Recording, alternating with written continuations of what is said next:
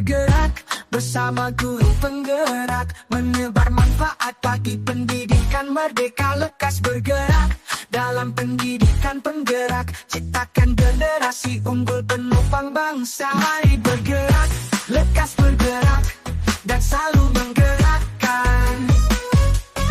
Mari bergerak, lekas bergerak, dan selalu menggerakkan. Mari bergerak bersama guru. Baik Ibu, Assalamualaikum warahmatullahi wabarakatuh. Waalaikumsalam Pak Osman. Gimana kabarnya Bu hari ini? Alhamdulillah sehat, habis latihan gerak jalan ini segar. Alhamdulillah terus sehat Bu. Mohon maaf Bu, saya mengganggu waktunya sebentar untuk sedikit berbincang santai untuk saya menggali informasi tentang kasus-kasus dilema etika yang sedang dialami di SDN Suderwaru dan Ibu bagaimana cara pengambilan keputusannya. Ada beberapa pertanyaan Ibu nanti yang akan saya tanyakan tentang hal tersebut. Yang pertama, bagaimana Ibu itu dapat mengidentifikasi kasus-kasus yang merupakan dilema etika atau rujukan moral? Terima kasih Pak Osman. Itu yang Pak Osman ingin tahu di sekolah kita ya Pak ya. Sebenarnya di sekolah kita untuk dilema etika itu sangat banyak sekali kasus-kasus yang harus kita hadapi. Tapi salah satu yang kita akan ambil yang ada di kelas 4. Jadi dilema etika itu sesuatu kasus di mana ibu harus mempertimbangkan baik dan buruk, maju itu bagaimana, mundur bagaimana. Jadi sama-sama tidak merugikan. Kalau ibu ambil putusan A, maka akibatnya akan seperti ini. Jika kita ambil putusan B, akibatnya seperti ini. Tapi yang paling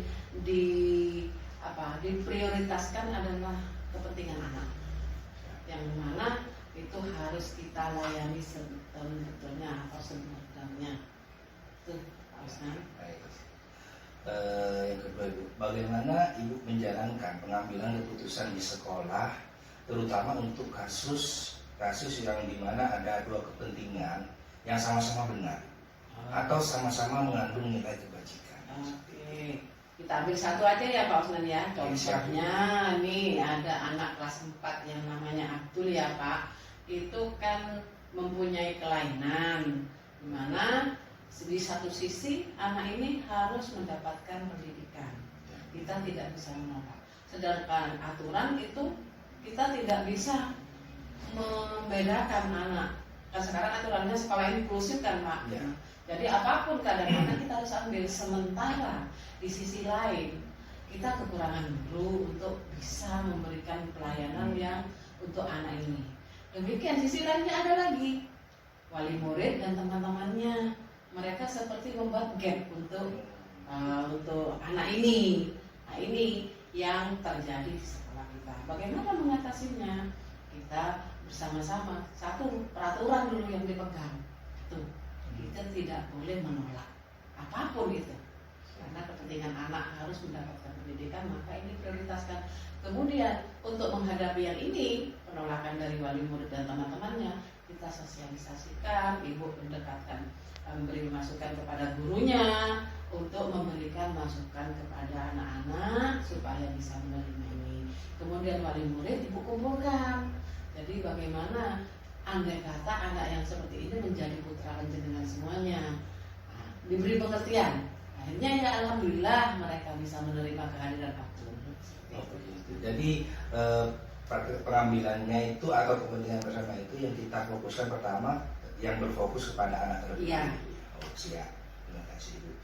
Terus yang berikutnya itu adalah langkah-langkah atau prosedur seperti apa yang kiranya Ibu itu bisa diambil dari kegiatan tersebut dalam pengambilan keputusan. Tuh, jadi pertama kan kita dapat masalah ini ya. Kita ini menolak, tapi ini harus. Nah, bagaimana langkah pertama? Ibu menyiapkan seluruh dewan guru. Dewan guru harus bisa menerima. Jadi ibu beri pengertian sehingga teman-teman guru punya kemampuan untuk mengkondisikan anak-anak supaya bisa menerima. Itu yang pertama.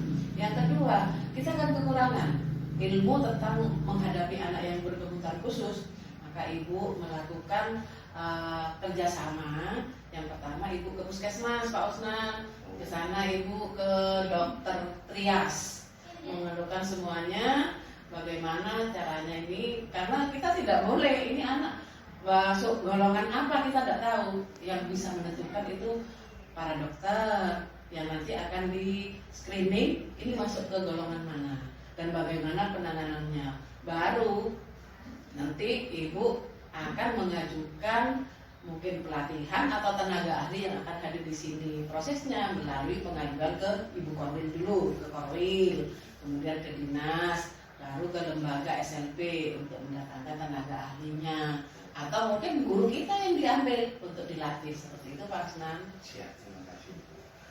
Selanjutnya Ibu, hal-hal apa saja yang selama ini yang Ibu anggap efektif dalam pengambilan keputusan pada kasus dilema etika tersebut? Yang paling efektif yang pertama itu menyiapkan diri. Menyiapkan diri dan lembaga. Ibu dan teman-teman guru yang pertama, karena kita berbicara dengan aturan kan, tidak boleh menolak, otomatis kita harus siap. Itu langkah yang pertama sebelum, karena ini apa kerjasama dengan puskesmas dan sebagainya, dokter itu kan masih membutuhkan waktu. Ya. Sedangkan kita harus segera bergerak, maka guru-guru yang harus disiapkan lebih dahulu, lembaga kita harus siap. Seperti itu sih ya. Terima kasih Ibu. Dari kasus dilematika yang sedang dihadapi oleh SDM Sumberwaru yang merupakan tantangan selama ini dalam pengambilan keputusan tersebut, itu kira-kira apa itu? Yang menjadi tantangan yang paling berat ya Pak. Yang paling berat itu adalah apabila ada teman guru yang kurang paham masih. Sudah diberi pemahaman tapi masih belum maksimal dalam pelaksanaannya.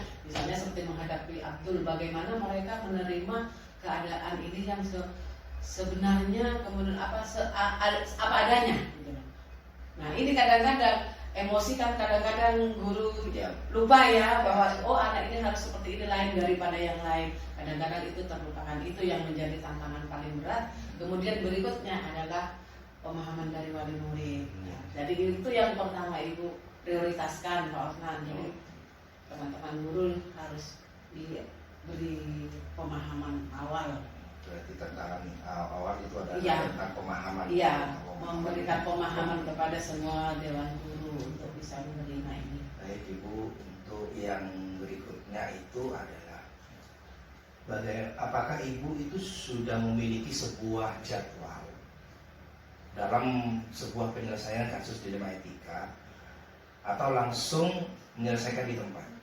Kalau Ibu yang pengalaman Ibu selama ini ya Pak Osnan, Ibu tidak membuat jadwal. Jadi sesuai dengan keadaan. Ada sekarang, maka sekarang diselesaikan. Karena lebih cepat, lebih baik.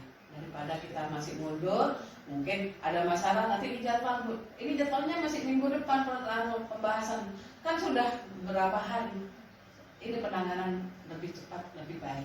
Berarti penyelesaiannya langsung di tempat kejadian. Iya, secepatnya. Berarti secepatnya selesai, secepatnya ditangani. Iya. Tidak termolor-molor ya.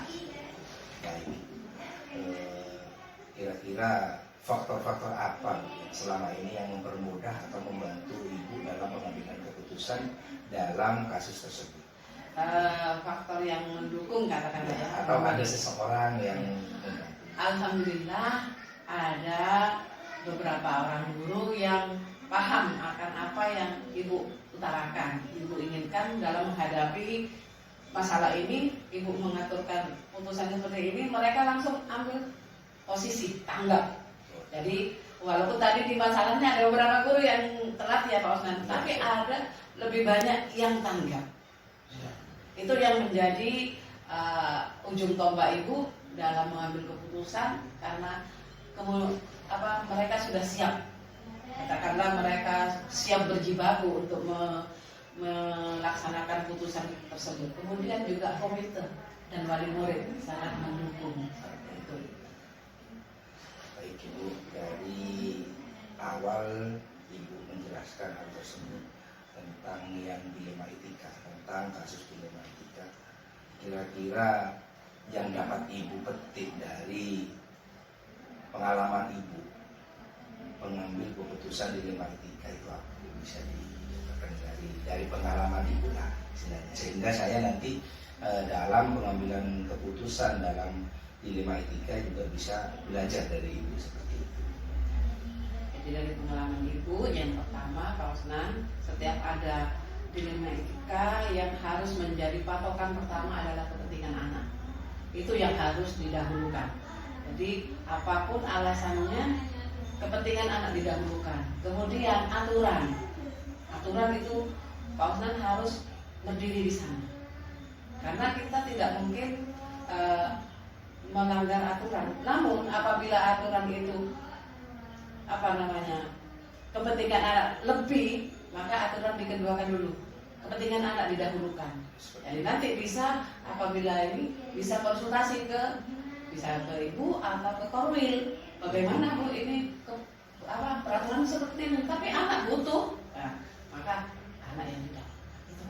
Berarti dari setiap kasus yang terjadi atau keputusan dilema etika yang kita akan ambil itu kita harus ada kolaborasi dengan rekan guru ataupun dengan jabatan yang kita. Kalau kita nggak bisa menghadapi langsung, bahkan dengan komite atau dengan wali murid. Iya, benar.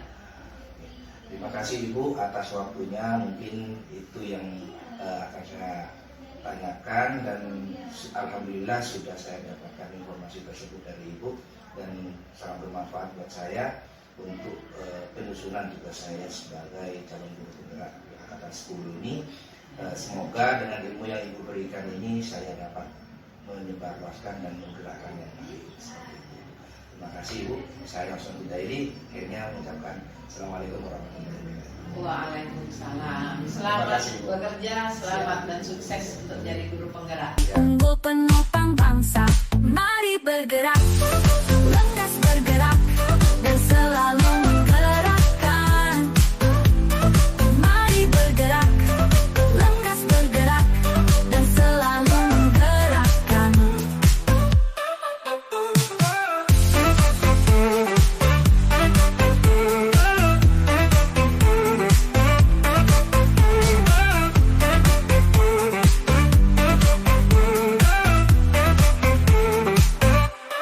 Mari bergerak bersama guru penggerak, menebar manfaat bagi pendidikan merdeka. Lekas bergerak dalam pendidikan penggerak, ciptakan generasi unggul penopang bangsa. Mari bergerak, lekas bergerak,